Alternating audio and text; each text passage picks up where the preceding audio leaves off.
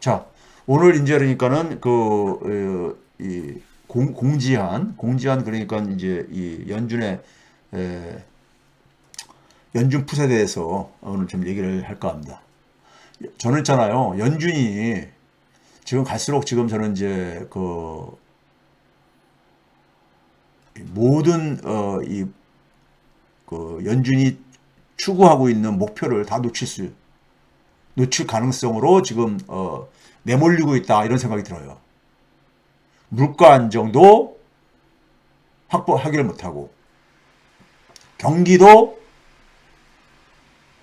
놓치고 금융 안정도 놓치는 세 가지를 다 놓치는 이런 상황으로 지금 연준이 내몰릴 가능성이 높다고 저는 보고 있습니다. 결론부터 얘기하면요. 자, 먼저 지금 이제 우리가요, 제가 이제 과거에도 보여드렸었잖아요. 대한민국도 그렇고 미국도 그렇고 특히 최근에 2년 동안만 보게 되면 팬데믹 상황에서 돈이 엄청 풀렸잖아요. 돈을 엄청 공급했잖아요. 그 돈들의 대부분이 어디로 갔다고요? 자산시장으로 들어갔습니다. 자산시장으로. 미국은 주식시장 중심으로, 한국은 부동산시장 중심으로. 예? 돈이요. 그런 상품들이 굉장히 위험자산이잖아요. 위험자산이잖아요. 그 위험자산의 가치가 폭등했던 거예요. 그럼 이제 그 상황 속에서 이 돈이 그러니까는 고갈되면서 인플레이션 생기니까 긴축하면서 돈이 고갈되면서 예? 이 위험자산의 가치가 폭락하는 건 자연스러운 현상입니다. 제가 그랬잖아요. 근데 위험자산의 가치가 어쨌든 간에 이 변동성이 하락이 얼마나 그러니까는 많이 하락하느냐 이런 것은요 결국은 뭐에 달려 있냐면요 안전자산이 역할입니다. 우리가 굉장히 위기 상황 속에서도 중심을 잡아주는 사람 한 사회로 보게 되면 어른이 필요하다든가 그 다음에 지도자가 그러니까 얼마나 중요한지 우리 위기 때마다 느끼는 거잖아요. 그렇죠? 한 집안도 마찬가지죠. 한 집안도 굉장히 집안이 지금 굉장히 위기에 빠졌어. 그랬을 때 가장이 막 안절부절하고 하게 되면요 나머지 가족들이 굉장히 불안하잖아요. 그렇죠? 마찬가지입니다. 금융시장에서도 안전자산의 역할이 일종의 기둥 역할을 하는 거예요. 예? 그래서 우리가 앵커라는 말 쓰고 그럽니다. 우리가 배에 닻을 이렇게 내릴 때 애가 앵커가 그런 뜻이잖아요. 근데 우리가 최고의 안전자산이 뭡니까? 미국이 발행한 채권이잖아요. 미국채잖아요. 제가 일전에도 얘기했지만은 이 미국채가 가격의 변동성이라든가 심지어는 뭐냐면 현금화가 사겠다는 사람이 고갈되는 이런 희한한 상황에 지금 놓여져 있는 거예요. 이거는 역사적으로 그동안에 우리가 경험하지 못한 현상이에요. 이번에 처음 경험하는 겁니다. 미 국채가 소위 말해서 팔겠다는 사람은 많은데 사겠다는 사람이 부족한 이런 상황. 예? 그래서 그러다 보니까는 현금화가 안 되는 거죠. 쉽게 얘기하면요. 그러다 보니까 가격도 굉장히 많이 그러니까는 급락을 하고 그러죠. 수익률이 그러니까 급등한 것을 일전에 많이 보여드렸잖아요. 그렇죠? 자, 이 원인을 우리가 가만히 보게 되면요. 자, 이거 봐보세요. 금융위기 이전에요.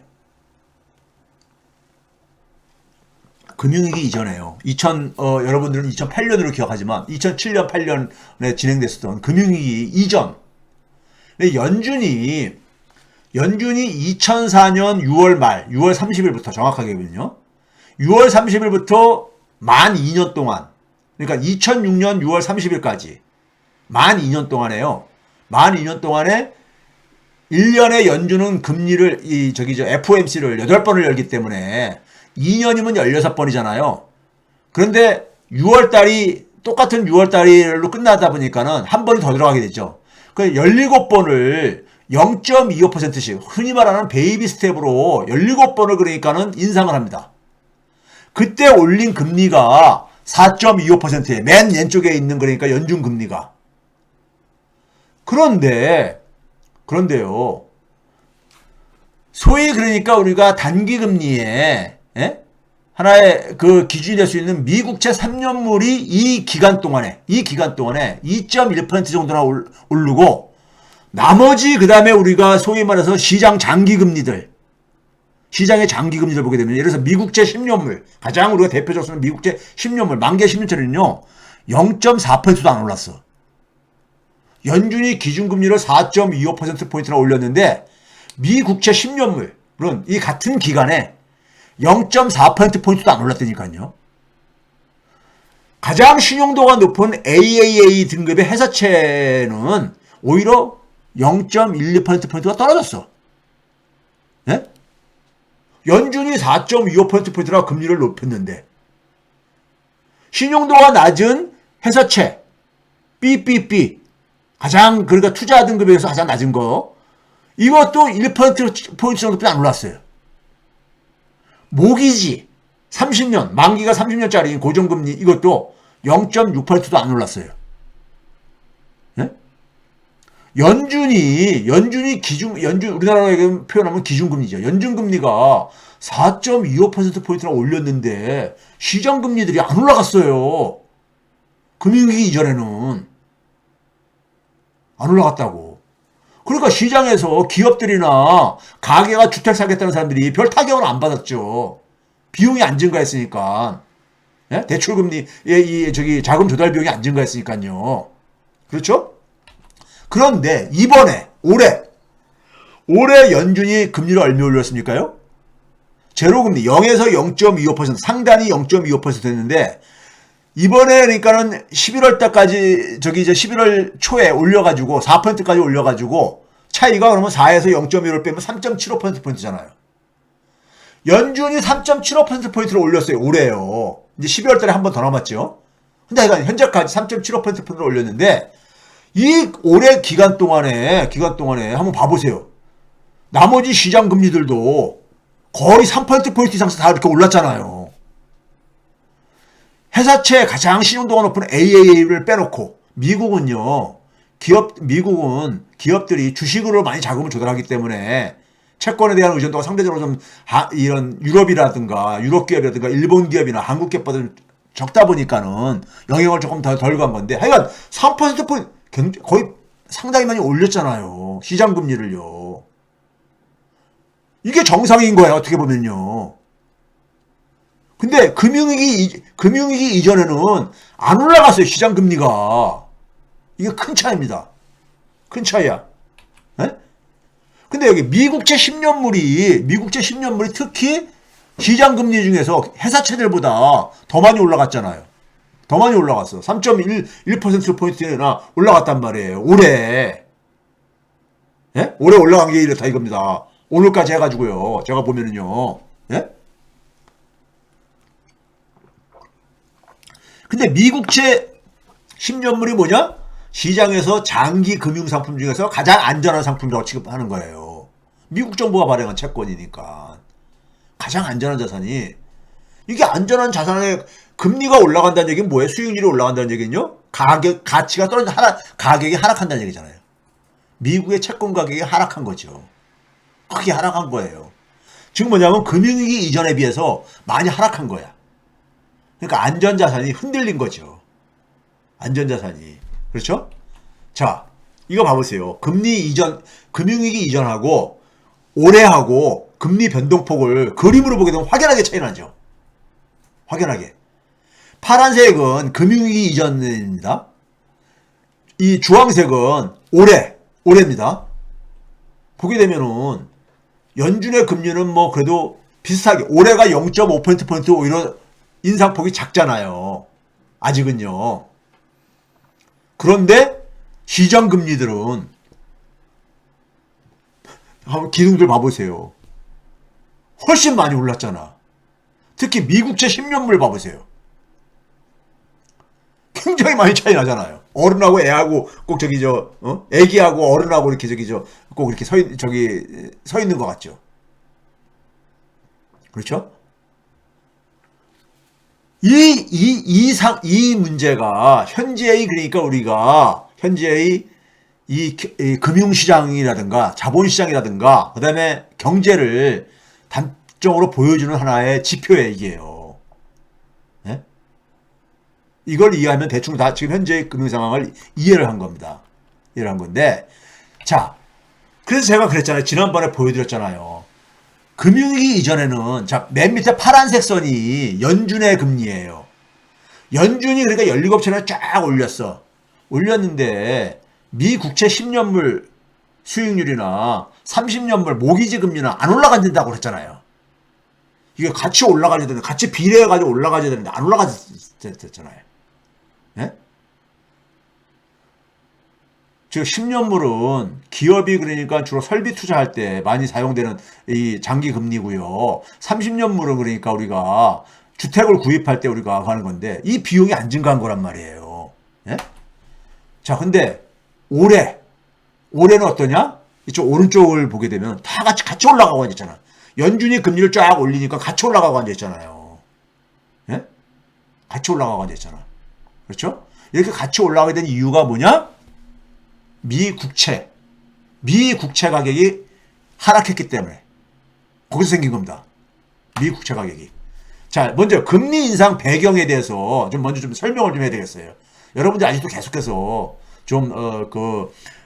저하고 생각이 틀린 이런 얘기들이 많이 있기 때문에 금융위기 이전에 이게 인플레이율입니다.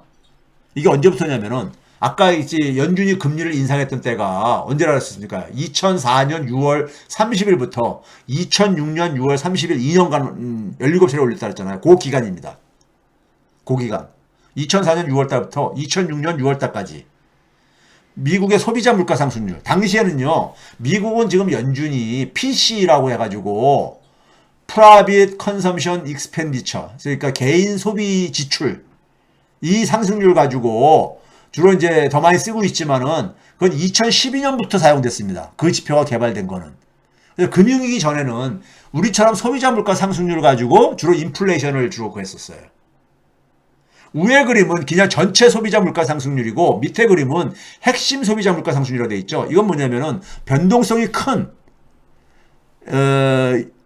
에너지라든가 아니면 그다음에 농산물 같은 것처럼 이런 것처럼 그러니까 이 변동성이 큰 거를 제외한 나머지 상품을 중심으로 한 것이 핵심 소비자 물가 상승률이라는 거죠.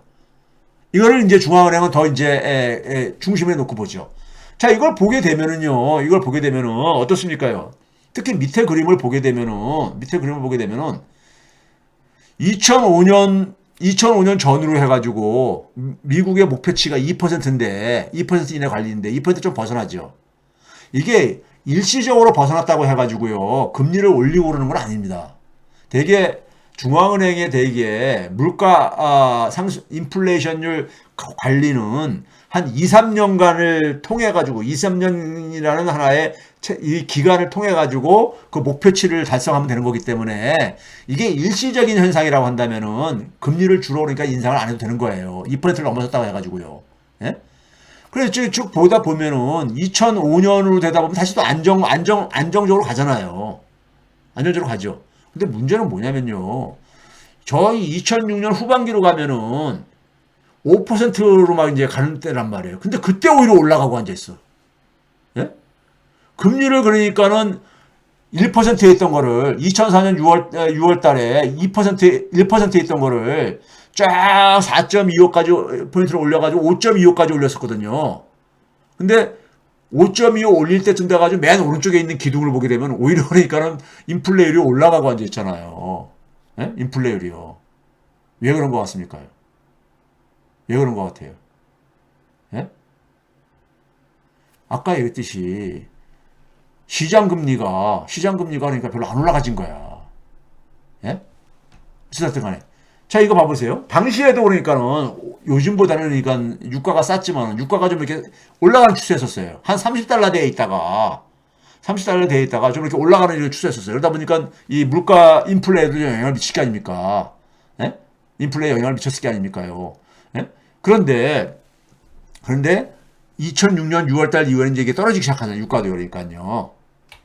자, 그런데 연준의 이게 이제 그러니까는 금리 인상 시기가 이 그린 색깔로 네모 박스에 해놓은 데입니다. 연준이 금리 인상한 시기에 소비자 물가 상승률 한번 딱 봐보세요. 금리를 인상을 하는데 오히려 그러니까 후반부에 가가지고 오히려 그러니까 물가 상승률은 더 높잖아요. 그러다가 금리 인상이 멈추고 난 다음에 쭉 떨어지죠. 빨간색 박스로 이렇게 네모를 해놓은 거예요. 예? 그렇죠? 이게 밑에 그림에 이 기간이 차이가 있어가지고 배치를 이렇게 했는데, 이게 어떻습니까요? 이게 저기 저 빨간색 박스 4.75에서 5.25로 금리가 올라갈 때부터 해가지고 좀 이제 올리기 전까지는 미 국채 10년물 수익률이, 그러니까 2007년 한 2월 달까지는요, 이 왼쪽에 있는 그린색 박스를 보게 되면은 미 국채 10년물 수익률이 거의 변화가 없잖아요. 그렇죠. 이 기간 동안에 연준은 금리 인상을 계속했는데 1%에서 4.5%까지 금리를 인상했는데 미 국채 10년물 수익률은 그거와 비례해가지고 이렇게 올라가지 않잖아요. 올라갔다 내려갔다 올라갔다 내려갔다 이렇게 하면서요. 그렇죠. 예? 그런데 연준이 4.75% 2006년 3월 달부터 4.75%를 이제 올리기 시작하고, 그래서 그해 2006년 6월 말에 5.25까지 올리는 이 상황부터, 그러니까는 이 상황부터 소위 말해서 미 국채 10년물 수익률도 같이 올라가기 시작하죠. 이 빨간색 박스 네모로 정사각형으로 모양되어 있는 게 미 국채 10년물 수익률이 이제 드디어 올라가기 시작한 게 2006년 3월 이후부터라 이거예요. 2006년 3월 이후부터. 그 전까지는 거의 한 1년 반 이상 동안에 안 올라가진 거야. 연준이 금리를 올려도요. 안 올라가진 거야. 그러니까 당연히 뭐냐면 물가 상승률이 안 꺾이지요. 그런데 뒤늦게 이제 4.75에서 5.25까지 올리니까는 연준의 국채금리가 올라가기 시작했어요. 연준의 국채금리가 올라가기 시작하면 시장금리도 올라가지죠. 그러면서 금리는 그러니까 시차를 두고 이제 그러니까 이게 효과가 나타나잖아요. 그러다 보니까 2006년 말부터, 이게 2006년 3월 달부터가 이게 빨간색 박스니까요.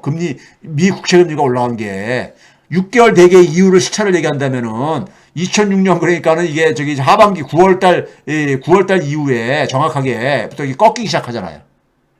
예? 꺾이기 시작하잖아요. 막대기가 뚝, 위에 파란색 막대기가 뚝 꺾이기 시작하잖아요. 그렇죠? 그러니까 시장금리가 올라가야지만이 가게나 기업은 영향을 받는 거잖아요. 그런데 아까 했듯이 시장금리가 안 올라가졌었어요. 2006년 3월까지는요. 안 올라가졌다고. 왜 안 올라가졌느냐? 그건 뒤에서 보더라고요. 자, 그 다음에 이제 우리가 그건 좀 뒤에서 얘기하겠더라고요. 그 다음에 올해는 연준이 2022년 3월달부터, 올해부터 3월달부터 금리 인상 시작했잖아요. 여기에 대해서 일부 전문가들이 미국에도 엘 에리언을 비롯해가지고 과거에도 소개했죠. 연준이 좀 너무나 늦게 그러니까 금리 인상하기 시작했다 했잖아요. 저는 근데 연준을 변호하는 건 아니지만은 상황이 그러니까 과거하고는 저는 달라진 걸로 해석을 하지만은 연준은 연준 남대로 핑계가 있습니다. 금리를 안 올렸던 핑계가 있어요. 국내 일부 전문가가 이런 얘기를 해요. 소위 말해서 그 H 민간연구소 H로 시작하는 H 연구소에 H 박사가 있습니다. 저랑도 그러니까 사적으로 친한 관계는 아니지만은 방송에서 많이 과거에 토론도 하고 그랬기 때문에 잘 어느 정도 아는 사이입니다. 관계도 나쁘지 않고요. 근데 그 양반이 뭐 유튜브 같은 데 나와가지고 그런 얘기 하더라고요. 소비자 물가 상승률이 작년에 그러니까 5%에 진입했을 때, 그게 했을 때, 이 금리를 올리기 시작했어야 된다. 자, 이게 작년 5월입니다. 여기 지금 제가 숫자 잘못 썼는데, 22년 5월부터 했는데, 21년 5월이요. 인상을 했어야 된다. 인상했다. 이런 얘기를 해요. 그런데 이거는요, 제가 볼 때는 저는 동의할 수 없습니다. 당시에 실업률이 여전히 6%였었습니다. 예? 그러니까 팬데믹에서 아직 그러니까 경기가 아직 회복이 안 될 때예요. 연준은 물가도 구하지만은 고용도 보잖아요. 예? 그러니까 작년 5월이면은 아직 그러니까 경제가 그러니까는 회복이 되기 전이잖아요. 2020년에 그러니까는 곤두박질 쳤다가, 그렇죠?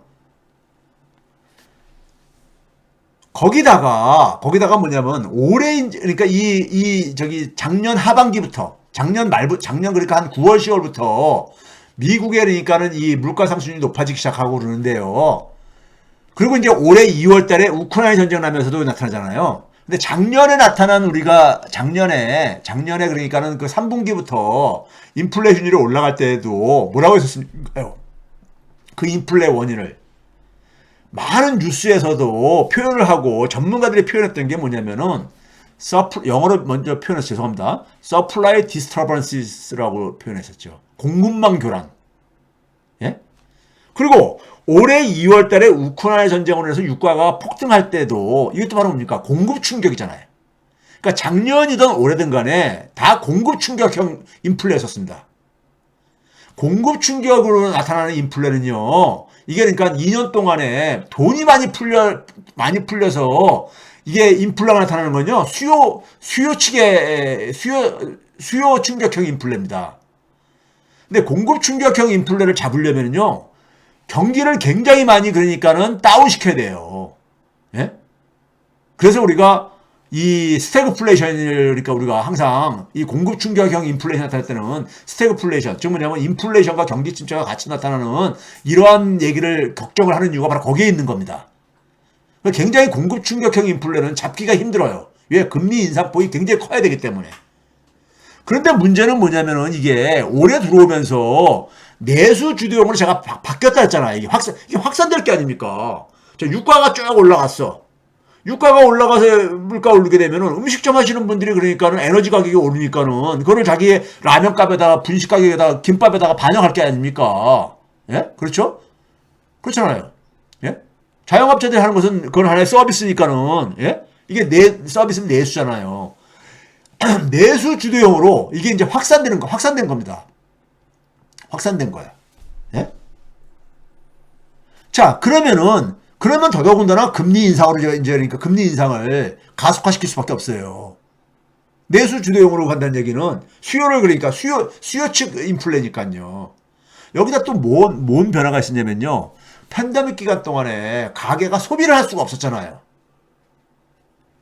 즉 저축이 강요를 받았잖아요. 돈을 쓸 기회가 굉장히 차단됐었잖아요.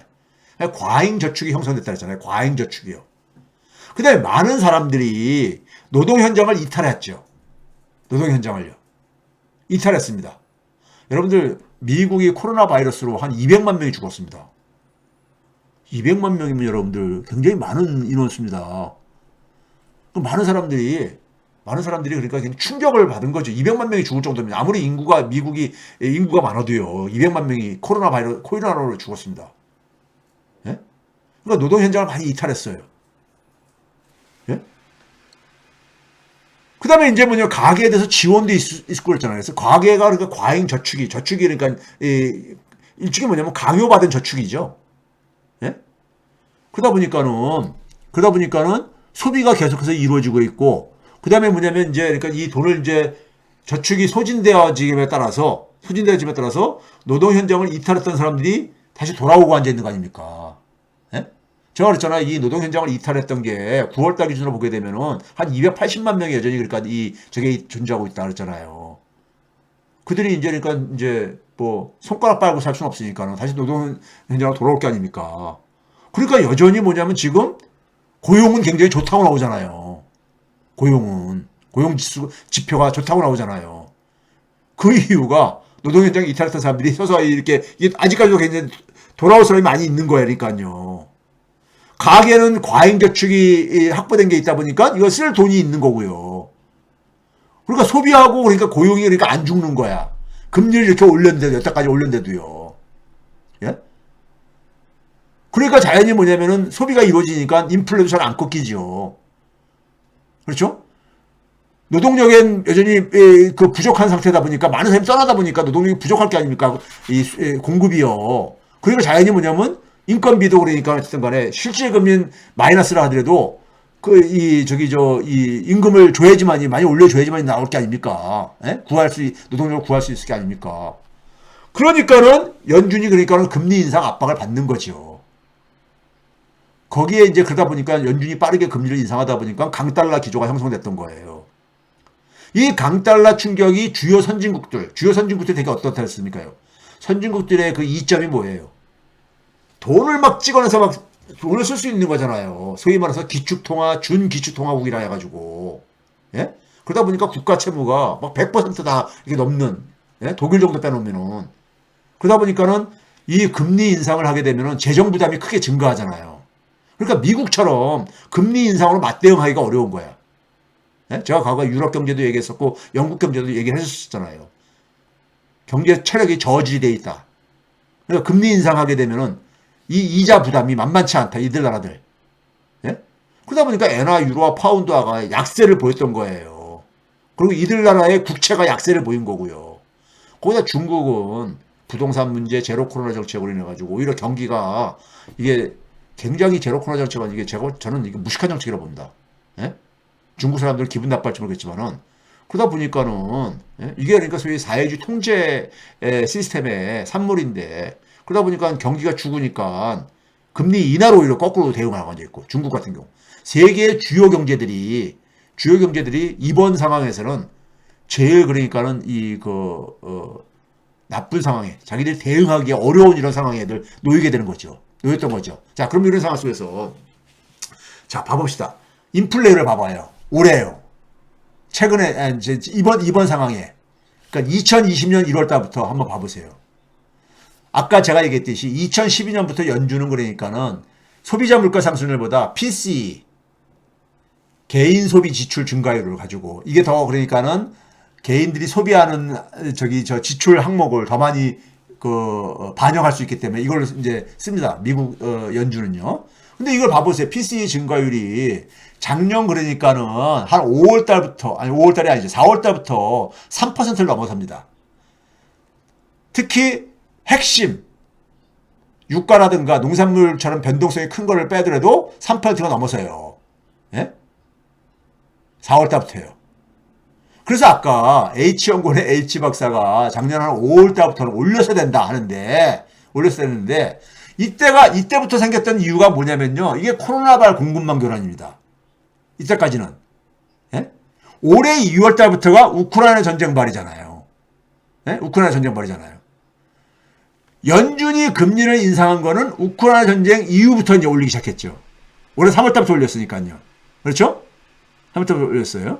자, 그런데 보게 되면은 PC를 기준으로 보게 되면은 우크라이나 전쟁 이후에는 그러니까는 거의 그러니까 오히려 그러니까 이 코로나발 공급망 교란이 일어나는 이유하고 거의 비슷한 이제 이유를 물가 상승률을 보여주고 있잖아요. 자, 그다음에 소비자 물가로 일반 사람들이 기억하는 걸로 보게 되면은 쫙 이게 빠르게 올라갔었죠.